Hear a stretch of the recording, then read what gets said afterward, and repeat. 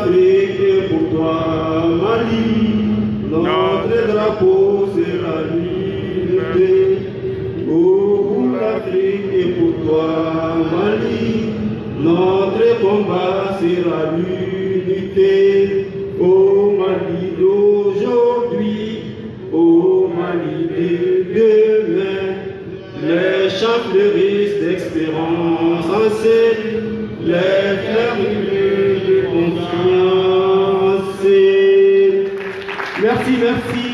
Alors, nous demandons à toutes les femmes et les jeunes de venir derrière le professeur. Thierry Mousso derrière le professeur. Merci. Thierry Mousso, un autre professeur Benko Ferrara à soutenir. Le professeur, vous avez la parole.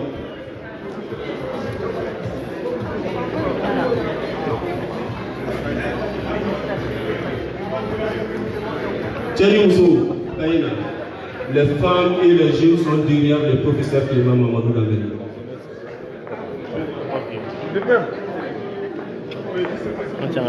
Non, vas-y. Allez, non. Il faut tous partir. Hé, c'est pas monsieur, c'est les gens qui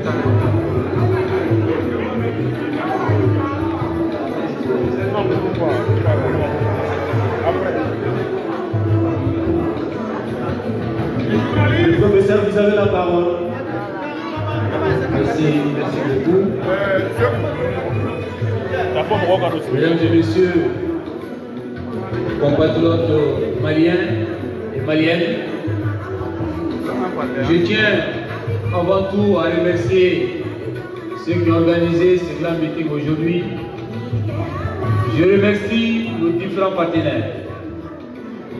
Et je tiens aussi à remercier les amis du Mali qui ont fait le déplacement. Je remercie particulièrement les Maliens de l'extérieur ici. Vous qui avez compris que le Mali ne se limite pas sur un territoire, que partout on peut aller dans le monde, le Mali s'y trouve dans les veines. Le Mali, c'est le sang qui coule dans les veines de chaque Malien. Je tiens à vous remercier.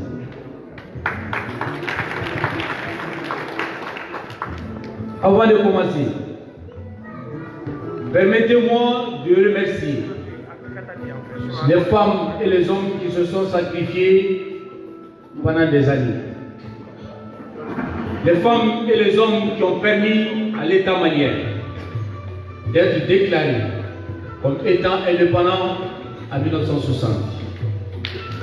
Je rappelle ici le nom de Modibo Keïta. Je tiens à remercier Modou Gologo. Je tiens à remercier Amadou Djoukouni, Seydou Badian, Awa Keïta, qui a été la première femme députée de l'histoire du Mali. C'est tout un honneur pour les femmes maliennes. Nous sommes de Komina Malia Keïta. Quand en septembre 1960, Modibo Keïta a déclaré notre indépendance, il s'agissait pour chaque Malien d'avoir la fierté retrouvée. Il s'agissait pour chaque Malien de se dire qu'enfin on est libre. Il s'agissait pour chaque Malien de dire que nous ne sommes plus des Soudanais, nous sommes désormais des Maliens. Pour chaque Malien, chaque femme, chaque homme, chaque enfant vibrait dans son cœur le goût amer de la liberté retrouvée. Le Mali devenait un État indépendant. Le Mali venait de rentrer sur la scène internationale. Un pays entier.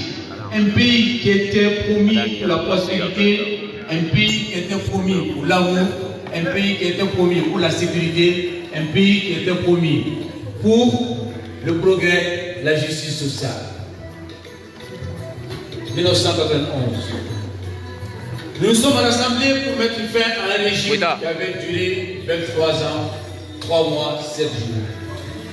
Parce qu'on nous avait promis en 1991 aussi la liberté, la démocratie, le multipartisme, le plein emploi, l'amour pour tous.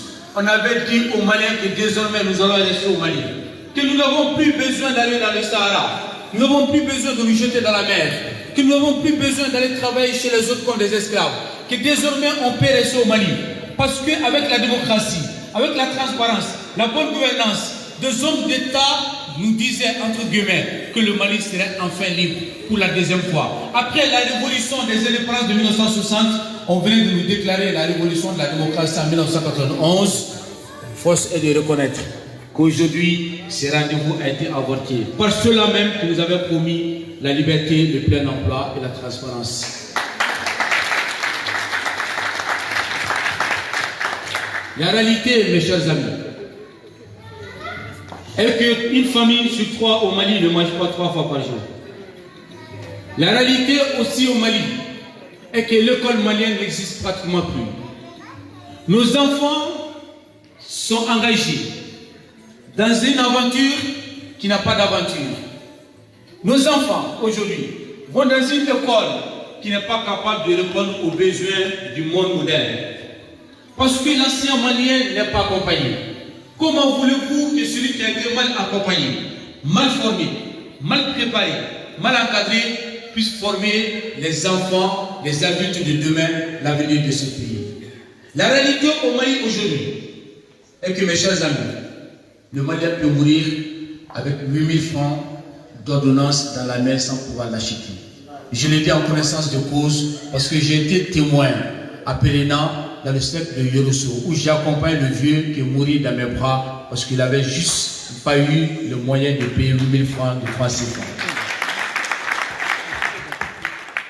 La réalité aujourd'hui au Mali est que ce sont les 45% des jeunes Maliens de 35 ans qui sont candidats à l'immigration. Ma chute de Fasola, qui fait son année. Il me met les numéros sur les Fasola. Il me taille. Ça, c'est la réalité du Malien. Et ceux qui mentent au Mali aujourd'hui, ceux qui se permettent de dire que les vrais Maliens sont restés au Mali, ceux qui essaient de nous diviser politiquement, dans les discours de division, les discours de haine, il faut que nous nous rassemblions aujourd'hui pour aller au-delà de ces divisions, pour aller au-delà de ces idéologies obscurantistes, pour dire qu'il n'y a qu'un seul Malien. Qu'il soit à l'intérieur ou à l'extérieur, c'est le Malien qui aime le Mali. C'est le Malien qui est engagé pour le Mali.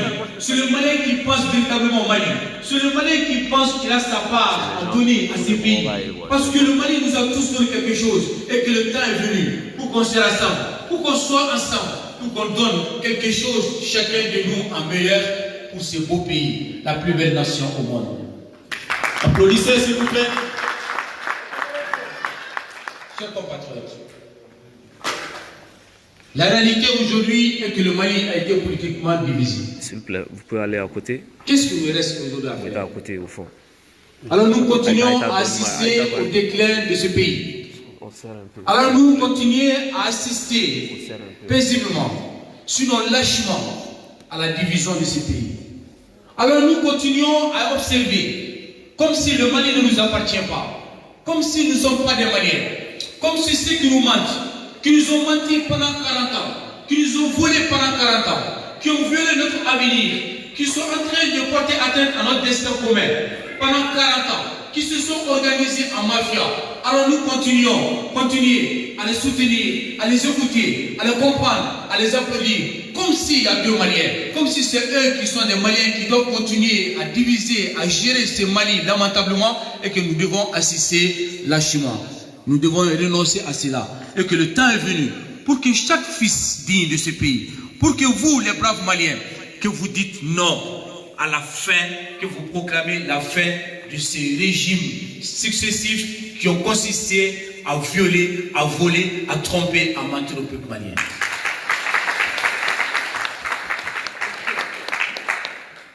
Je ne suis pas en train de tenir un discours de révolte, mais un discours de révolution. Cette révolution des consciences que je prône, parce que nous nous sommes retrouvés, cette révolution des consciences permettra à chaque Malien de retrouver sa dignité. Cette révolution des consciences permettra à chaque fils digne de ce pays de pouvoir être un vrai acteur de la nation.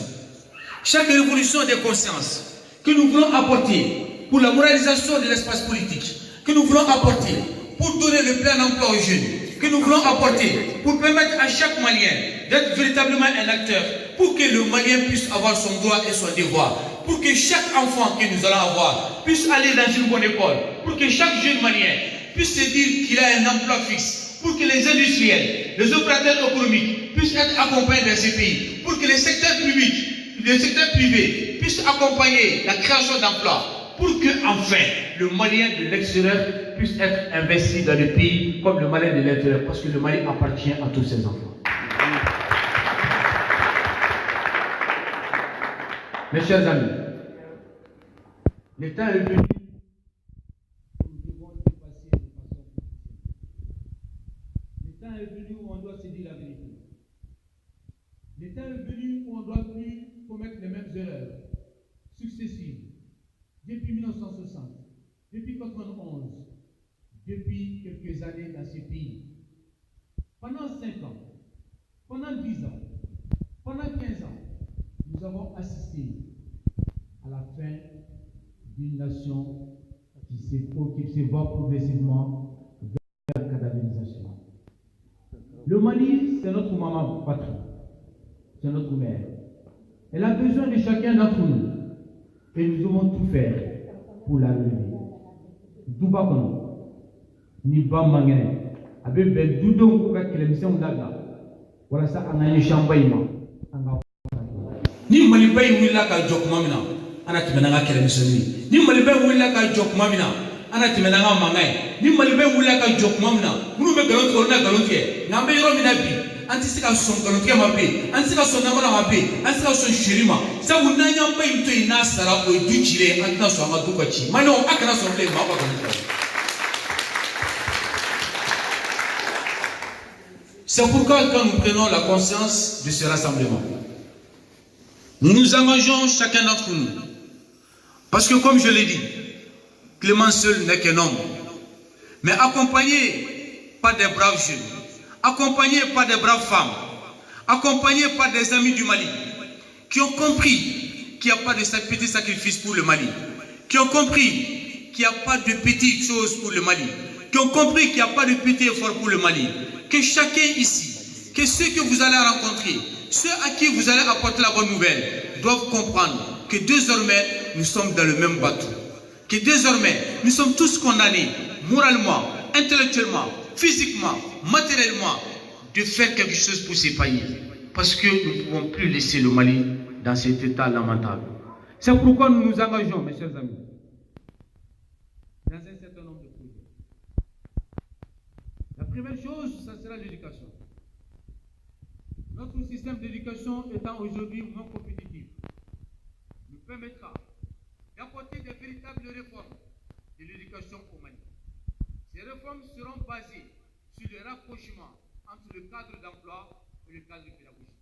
Parce qu'il ne sert plus à rien de former des milliers d'élèves dans les facultés en sciences juridiques, géographie, en sciences de l'éducation, en socio-anthropologie, etc., etc.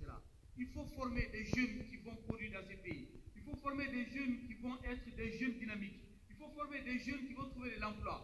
Pour cela, nous n'avons pas besoin de former des grands théoriciens, des grands ingénieurs. Nous n'avons plus besoin de fabriquer des chômeurs. Nous avons désormais besoin de former des jeunes Maliens qui, à leur sortie, trouveront de l'emploi. Et cela au-delà du discours, parce que nous allons réformer l'éducation malienne pour approcher à l'emploi. Et quand on forme l'éducation malienne, au-delà de son orientation pédagogique, il faut permettre à chaque Malien, effectivement, d'avoir le droit d'aller à l'école. C'est pourquoi nous allons mettre en place un système d'informatisation de notre système d'état civil qui nous permettra de connaître les naissances, qui nous permettra de suivre les enfants, mais aussi qui nous permettra de savoir qu'un enfant a l'âge d'aller à l'école. Parce que l'école malienne sera obligatoire, non pas sur le papier, mais sur le terrain. On permettra à chaque Malien d'avoir le droit d'aller à l'école. Et quand les enfants vont à l'école, il ne s'agit pas, mes chers amis, de leur dire que vous allez à l'école. Et qu'au bout de quelques années, vous redoublez 2 ans parce que le système est ainsi fait et qu'on vous met à la porte. Un enfant qu'on met à la porte d'une école est une place qu'on crée dans une prison. Un enfant qu'on met à la porte d'une école est un facteur favorisant le terrorisme. C'est un facteur favorisant la misère. C'est un facteur favorisant la pauvreté. L'illettrisme est une proie facile pour le terrorisme, le djihadisme, pour l'insécurité. C'est pourquoi je vais faire un tour avec mes chers amis, avec nos partenaires, pour qu'il y ait une exclusion zéro à l'école. Chaque Malien, chaque enfant malien qui ira à l'école ne sera plus exclu. Zéro exclusion dans le système d'éducation malienne pour permettre à chaque enfant d'aller dans une bonne école, mais de pouvoir étudier jusqu'à 9e année. Quand on parle de l'éducation malienne, il s'agit aussi des enseignants. Il n'y a pas d'école sans enseignants. Il faut permettre à l'enseignant malien d'avoir le plan de carrière. Nous allons cesser la multiplication des contrats, vacataires, contractuels, conventionnaires, etc., etc. Le Mali, c'est l'un des rares pays au monde qui bat le record des différents types de contrats dans l'enseignement. Certains enseignants sont rattachés au ministère de l'enseignement, d'autres sont rattachés au ministère de l'éducation territoriale, d'autres sont rattachés aux mairies, d'autres sont rattachés à eux-mêmes. Chacun essaie de tirer le diable par la queue et chacun essaie de se débrouiller. Force est de reconnaître que si nous voulons changer aujourd'hui l'éducation malienne, il s'agit de permettre à chaque enseignant malien d'être formé, d'être accompagné, d'avoir un plan de carrière. Désormais, l'enseignant malien qui acceptera d'aller dans les zones rurales bénéficiera d'une aide considérable de l'État, bénéficiera de la formation continue, bénéficiera d'un plan d'installation, mais bénéficiera aussi d'une évolution progressive et rapide parce qu'il a accepté d'aller dans les zones rurales parce que le Mali ne se limite pas seulement qu'à Bamako. Encourager l'enseignant malien d'aller enseigner dans les villages, d'aller enseigner dans les sectes, c'est aussi encourager l'enseignant malien de participer activement au développement des zones rurales parce que le Mali est maintenu par les zones rurales. Effectivement, l'économie malienne vient en grande partie de ces zones rurales. Il faut permettre à ces enfants d'être des véritables acteurs de demain pour le destin commun du Mali.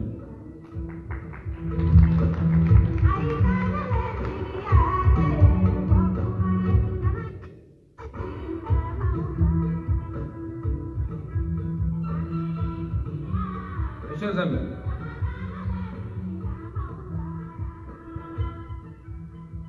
quand nous allons parler des changements dans ces pays, il s'agit aussi de penser, comme je disais, le monde rural. Mais il s'agit de l'innovation agricole. Je pense à ces milliers d'agriculteurs maliens, ces milliers d'éleveurs maliens, qui aujourd'hui ont plus faim que les chômeurs. Ces milliers d'éleveurs et d'agriculteurs qui aujourd'hui n'arrivent plus à subvenir à leurs besoins, parce que tout simplement, le système a fait qu'ils sont surendettés. Le paysan malien aujourd'hui aspire à renvoyer son enfant de son village.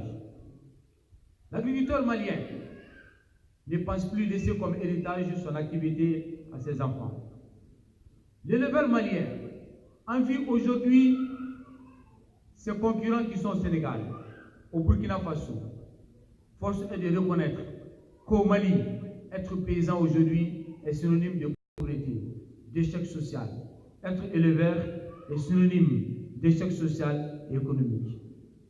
Pour permettre la relance économique du Mali, pour permettre l'autosuffisance alimentaire, nous allons permettre à chaque agriculteur de pouvoir bénéficier d'un crédit agricole de développement qui permettra aux paysans maliens d'être accompagnés, d'être informés, formés, sensibilisés, mais aussi mobilisés pour qu'ils puissent faire face au changement climatique, pour qu'ils puissent faire face à la concurrence internationale sur le marché alimentaire, pour que le paysan malien puisse transformer son produit agricole sur place, parce qu'il ne sert à rien de vendre 1 kilo de coton à 250 francs CFA pour racheter la même chemise à 3 000, 5 000 francs CFA. Permettre aux paysans maliens de transformer sur place son produit agricole, permettre à l'éleveur malien de transformer sur place son produit d'élevage pour qu'il puisse être compétitif, pour qu'il puisse vivre de son activité, pour qu'il puisse lui dire, enfin, je suis dans un pays qui s'occupe de moi, je suis dans un État qui pense à moi et que je deviens désormais un acteur économique potentiel.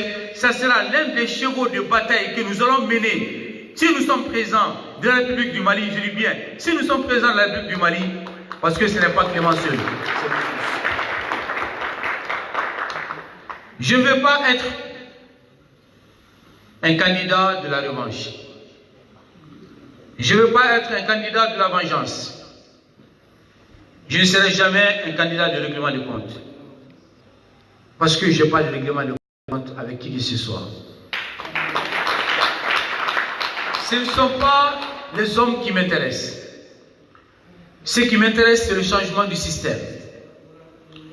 Avec nos équipes, nous avons pensé que le Mali ne se relèvera jamais tant qu'il s'agit de remplacer X par Y.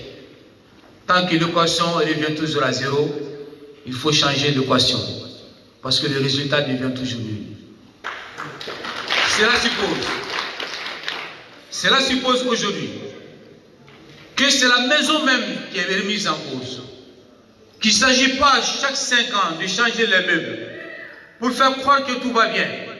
Tant que le soubassement est mal fondé, tant que la maison va vers son écroulement, nous prenons le changement de cette maison, pas de véritables réformes, qui seront certainement difficiles un moment, mais qui bénéficieront à chaque manière, dont nos enfants seront fiers de nous. Parce que je l'ai dit tout le temps, il y a 100 ans, nous n'étions pas là, nous avons hérité de ce pays, dans 100 ans, nous ne serons pas là. Anye Mali soit tien, bi en cas d'okala, voilà ça Mali mais c'est pas oui.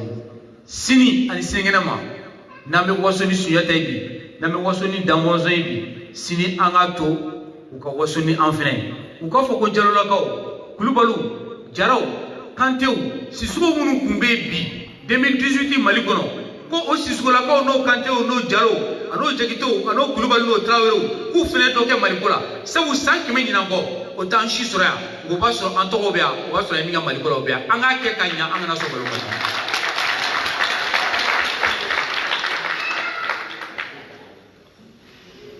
Pendant des années, on a cessé de nous mentir sur le plan de la sécurité au Mali. Nous n'avons plus accepté de commettre les mêmes erreurs. Nous savons très bien, avec la conviction intime, que le problème de la sécurité malienne n'est pas un problème militaire. Il faut qu'on cesse d'envoyer des jeunes recrues.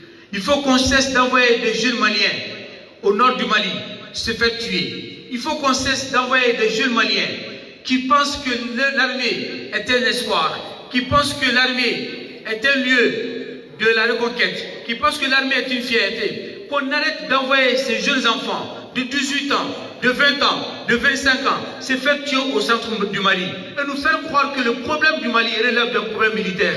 Quand bien même que ce problème du Mali devienne d'une nouvelle doctrine que nous allons mettre en place, que d'abord il faut un développement local économique du Mali, il faut une stratégie de relations communicationnelles, il faut que le sommet communique avec la base, il faut réviser notre réforme dans l'armée, il faut que l'armée malienne cesse d'être corrompue, que cette armée soit une armée de renseignement, que cette armée soit une armée efficace, une armée professionnelle, qui est basée sur les renseignements, qui est basée sur la communication, et que l'armée malienne soit dotée non pas seulement de matériel, mais un plan de carrière pour chaque armée, pour chaque militaire malien. Voilà ce que nous allons proposer bientôt au peuple malien. Parce que nous savons très bien qu'un militaire mal formé, un militaire mal doté, un militaire mal renseigné n'est qu'une proie, une victime potentielle pour les terroristes, pour les djihadistes. Le problème du nord du Mali, le problème du centre du Mali, la solution viendra des Maliens, la solution ne viendra pas d'ailleurs. Et nous allons cesser de mentir pour cibler les boucs émissaires parce que nous savons véritablement que le problème du Mali est à l'intérieur du Mali et la solution sera réglée par les Maliens, pour les Maliens, avec les Maliens.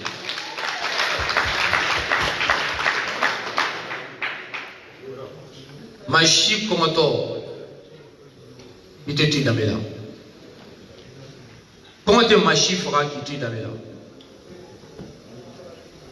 Pour le même minéraux au Bédouman. Quand on va faire fire, on a un club de Ménigui.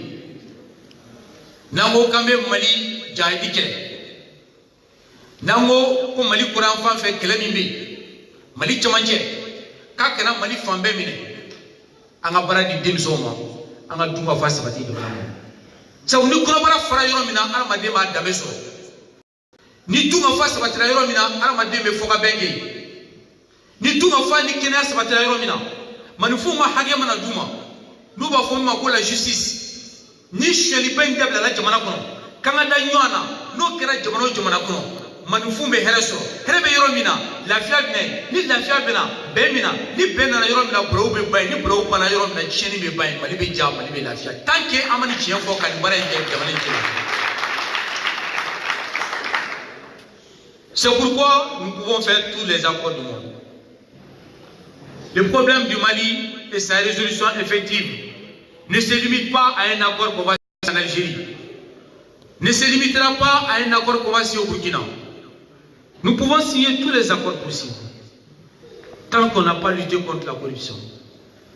Tant que le Malien n'a pas mangé à sa faim. Tant que dans ces pays, plus de 80% des jeunes Maliens n'ont pas un emploi fixe. Tant que nos enfants sont obligés de quitter le Mali pour aller traverser le désert. Tant qu'on vend les enfants en Libye. Tant que les jeunes Maliens qui aspirent à aller chercher le bonheur en Algérie ne peuvent même pas avoir le droit de marcher dans les rues. On les arrache leur argent.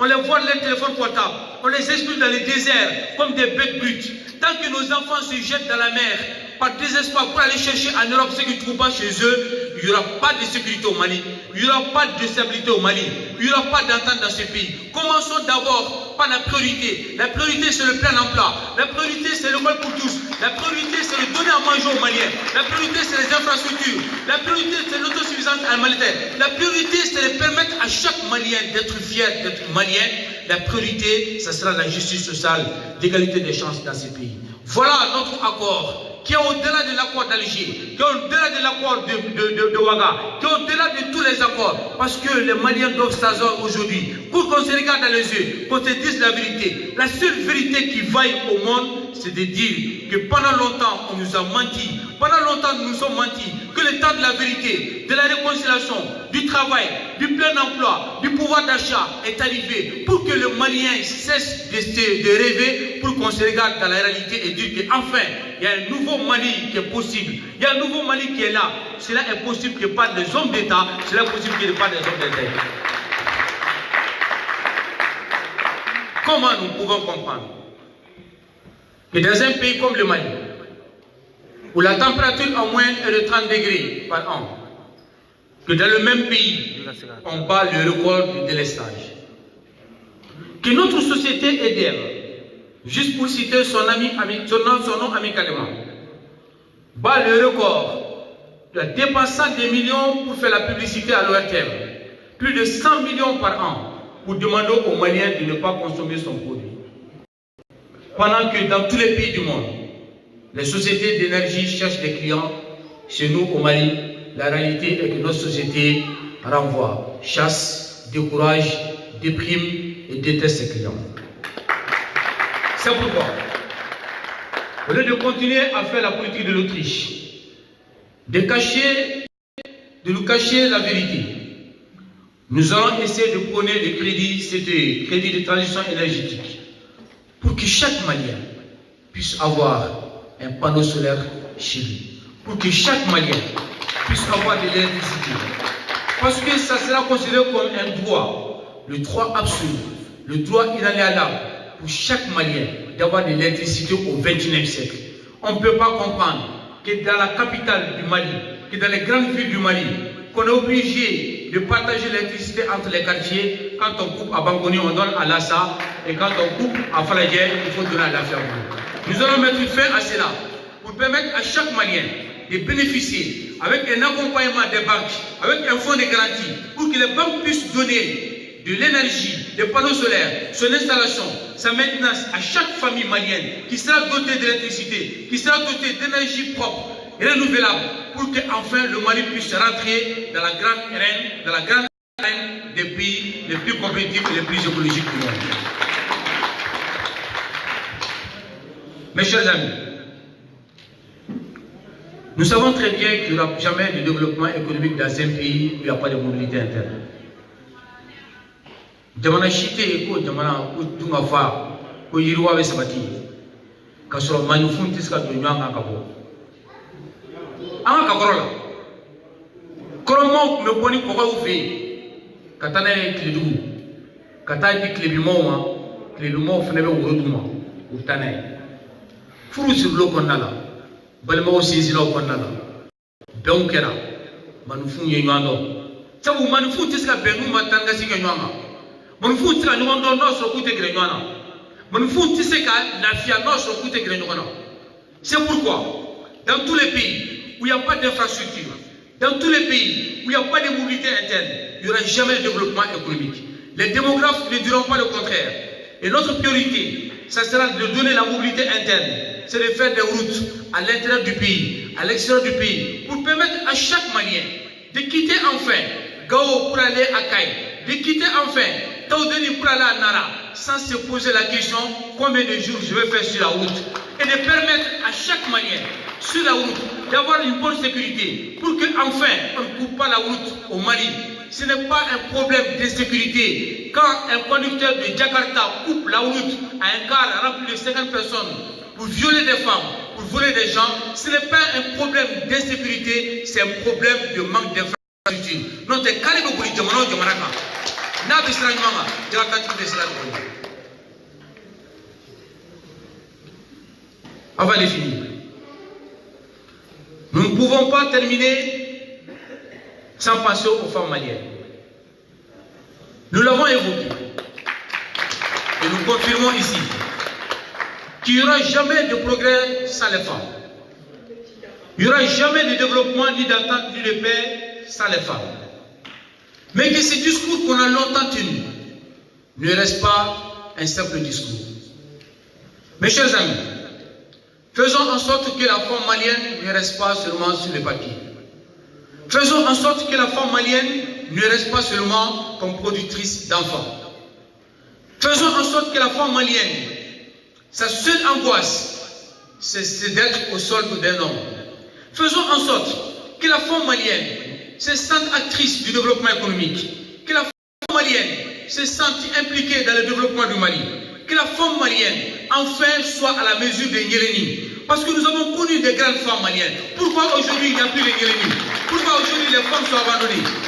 Pourquoi nous allons faire en sorte que chaque femme malienne bénéficie de l'accès à des centres de formation, des réinsertions socio-professionnelles, pour apprendre un métier, pour apprendre le métier qu'elle souhaite, pour permettre aux femmes maliennes de bénéficier d'accompagnement financier, d'accompagnement stratégique, de conseils d'orientation, pour que enfin les femmes puissent dire nous sommes désormais dans un pays qui nous considère, pas seulement parce que nous sommes femmes, parce que nous sommes des êtres humains avec des entités complètes. La femme ne doit plus être réduite dans ce pays, dans son activité sexuelle. La femme ne doit plus être considérée au Mali comme simplement celle qui doit se mettre derrière les hommes. La femme ne doit plus être considérée dans ces pays comme simplement celle qui doit suivre les hommes. Les femmes doivent être considérées comme des accompagnatrices, des femmes intègres, des femmes capables de porter l'honneur de ces pays. Parce que nous avons toujours dit, Mali Damé Moussoui, Mali Téléfoye Moussoui, ni Tchémo Tchémaï Moussoui de l'Anglais.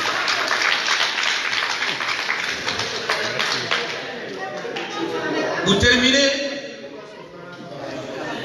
je tiens à parler au Mali de l'extérieur. Vous qui avez accepté de quitter le Mali, pas parce que vous avez la conviction de ne pas aimer ce pays. Vous qui avez quitté le Mali parce que vous l'aimez tant. Vous qui avez quitté le Mali parce que vous avez compris que le Mali ne se limite pas seulement sur un territoire. Vous qui avez quitté le Mali à la recherche du savoir, à la recherche de l'argent, à la recherche du travail. Vous qui avez compris que chaque Malien doit apporter quelque chose, que ce qui ne se trouve pas au Mali, il faut aller le chercher, qu'il faut quitter le Mali pour porter son identité.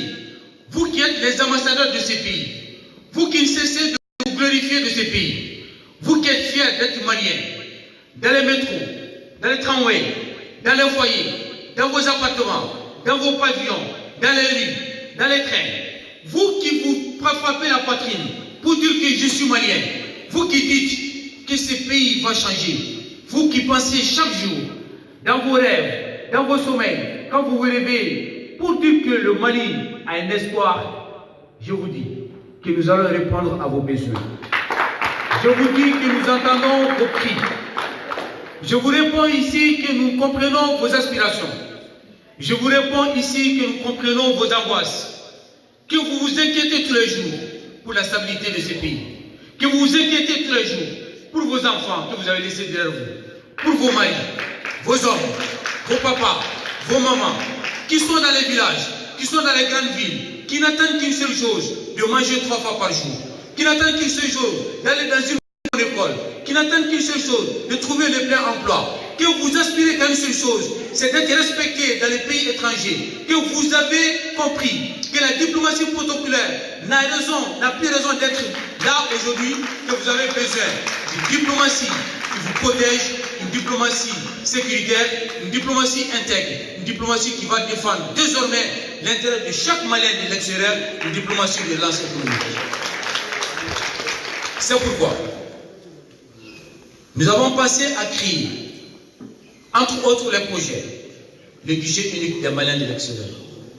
Pour la première fois dans l'histoire du Mali, nous allons mettre en place un système qui permettra à chaque Malien de ne plus demander le passeport plus de 10 jours.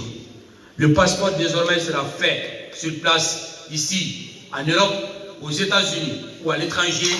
On ne fera plus le passeport avec les papiers qu'il faut envoyer à Bamako, faire le passeport, envoie au ministère des Affaires étrangères, qui renvoie au consulat et que vous devez faire des rangs depuis 3 h du matin pour qu'on vous dise finalement que le passeport n'est pas là. Fini cette galère, fini cette inquiétude, chaque Malien de l'extérieur. Nous vous promettons, si nous arrivons au pouvoir, si vous nous accompagnez d'avoir le passeport, dont le délai ne dépassera plus 10 jours.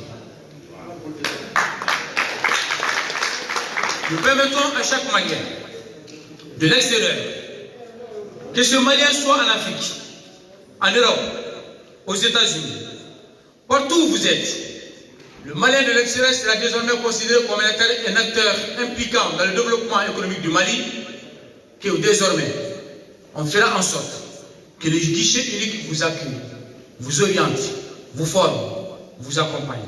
Que toutes vos démarches administratives, toutes vos démarches juridiques, toutes vos démarches d'investissement au Mali, vos projets que vous avez, désormais nous allons faire en sorte que vous n'ayez plus à perdre du temps quand vous venez au Mali. Entre les ministères, entre les départements, vous allez avoir votre guichet unique. Donc vous allez prendre le rendez-vous depuis la France, depuis les États-Unis, depuis l'Australie, depuis l'Asie, le pays où vous résidez. Et quand vous arrivez au Mali, votre conseiller vous attend avec un grand sourire et que votre problème est déjà résolu avant que vous arriviez au Mali. Je m'engage devant vous aujourd'hui à créer ce guichet unique pour les Maliens de l'extérieur. Merci, M. Clément. Dans ce guichet unique de Maliens de l'extérieur, je ferai en sorte qu'on ne détourne plus vos sous, votre argent, quand vous voulez construire des maisons. Je ferai en sorte que quand vous venez au Mali, on ne vous demande plus les 20% de pourboire dans la corruption, les dessous de table. Je ferai en sorte, quand vous venez au Mali, que depuis l'aéroport, on vous accueille et qu'on vous raquette plus. Je ferai en sorte, les Maliens de l'extérieur, que quand vous arrivez au Mali, quand vous avez une démarche à mener, quand vous avez un rendez-vous, que tout soit sur place, concentré sur place. Parce que Clément ne construira pas un bâtiment pour accueillir les refoulés. Clément construira un guichet pour permettre aux Maliens de l'extérieur d'arriver au Mali avec plus de liberté et d'être accompagnés. Merci Clément. Avec mes partenaires, nous nous engageons devant vous que chaque Malien qui vit dans la détresse à l'extérieur du Mali, comme le cas aujourd'hui en Algérie, comme le cas aujourd'hui dans certains pays comme le Niger, comme le cas dans certains pays comme le Burkina, nous ferons en sorte que nous allons secourir et très vite, très rapidement, pour sauver l'honneur et la dignité de ces Maliens. Nous n'allons plus abandonner un Malien de l'extérieur parce que tout simplement, il a eu le courage de partir chercher à l'extérieur ce qu'il n'a pas trouvé au Mali.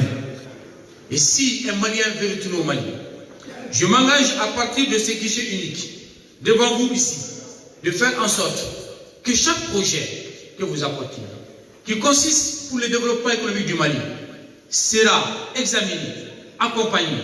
On fera en sorte que vous puissiez investir dans la sécurité. On fera en sorte que ceux qui n'ont pas assez d'argent puissent avoir des fonds de garantie auprès des banques pour que les banques maliennes vous suivent. On fera en sorte que ceux qui sont en France, que ceux qui sont en Belgique, en Espagne, au Portugal, aux États-Unis, en Asie, même en Afrique centrale, que tous les Maliens qui ont un projet et qui veulent investir au Mali, que vous n'êtes plus obligés d'aller vous installer au Mali, que vous pouvez investir en toute sécurité, en toute tranquillité, qu'il y aura zéro détournement de votre argent, que désormais vous êtes tranquille parce que nous voulons que vous soyez des acteurs d'investissement au Mali. Pour terminer, je tiens encore une fois à vous remercier. Je tiens à vous dire qu'il reste 2 mois. 2 mois pour montrer au monde entier que l'espoir est permis dans ce pays. Il reste 2 mois, mes chers amis, pour montrer au monde entier que nous avons compris, avec intelligence, avec maturité, que nous pouvons changer ce pays. Il reste 2 mois pour montrer que ce n'est pas avec beaucoup d'argent qu'on peut devenir président du Mali. Il reste 2 mois pour montrer que les statistiques politiciennes qui consistent à racheter la conscience des gens, que ces statistiques sont des mensonges. Il reste 2 mois, mes chers amis, pour qu'ensemble, nous révélons au monde entier que nous sommes des fils dignes de ce pays, que le Malien a compris qu'il n'a plus besoin d'équipe magique, que le Malien a compris qu'il n'a plus besoin de 3 pannes, que le Malien a compris qu'il n'a plus besoin de prendre 1000 francs, 5000 francs, parce qu'à l'heure où je vous parle, il y a encore des politiciens actuellement, à cette heure-ci, en train de distribuer des 5000 francs dans les rues de Bamako, en train de donner 1000 francs aux jeunes pour pouvoir acheter. Il faut que vous vous levez, il faut que vous vous rassemblez, il faut que vous parlez à chacun, parce que cette révolution des consciences fera la survie du Mali, parce que l'avenir de notre pays dépendra de notre prise de conscience. Et cette prise de conscience, c'est vous. Vous serez les acteurs de ce changement. Vous serez les actrices de cette modification.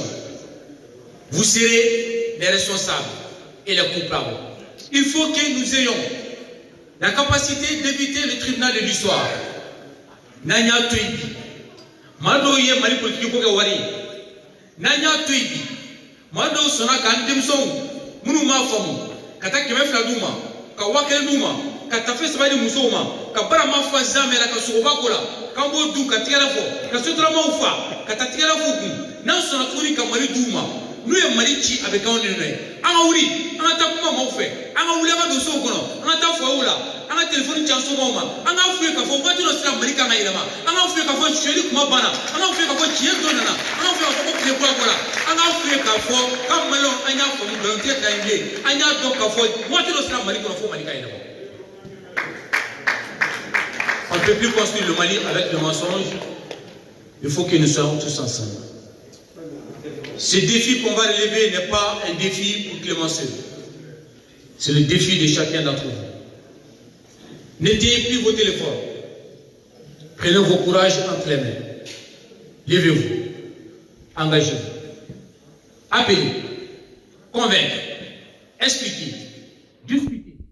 Même ceux qui ne vous comprennent pas finiront par vous comprendre. Ceux qui ne sont pas d'accord avec vous aujourd'hui seront d'accord demain avec vous. Parce que le Mali est le plus beau pays. La nation malienne est la plus belle nation.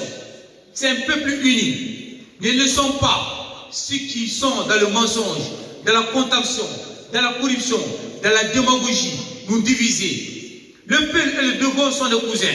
Le Peul et les Bambara sont des cousins. Les Mianka et les Ghana sont des cousins. Sont ensemble. N'écoutons plus les discours politiciens. Faisons confiance aux hommes d'État. Parce que le Mali, c'est nous. Si le Mali est à nous, le Mali est pour nous. Je vous remercie beaucoup. Vive le Mali. Vive la nation malienne. Ensemble, pour le Mali d'avenir. Merci, merci, professeur Kilima Mamadou Dabele. Balmaou, Aouyanga Tchevaye, Mali président 2018. Aoukanatane, parce que Blanda do la Beneno, Famodou. On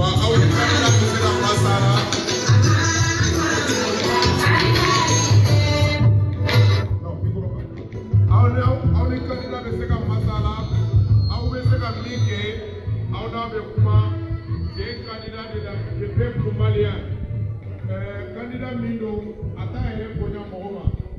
parce que n'i sera la fama ye i bɛ se ka tiɲɛ fɔ a ye aw yɛrɛ ɲɛ b'a ka hadamadenya taabolo la an b'an ka coordinateur Mamadu Tunkara an b'a fɔ depuis Mali la Mamadu Ibrahim Tunkara ale de ye CPC coordinateur ye an b'a fɔ n'o ye a bɛ Kayi et puis monsieur Dambele n'o ye Mali danbe représentant ye Maître Guido ka représentant u tun bɛ yan depuis 14 ans monsieur Dambele bɛ yan a bɛna foli lase aw ma aw n'an ka candidat bɛ masala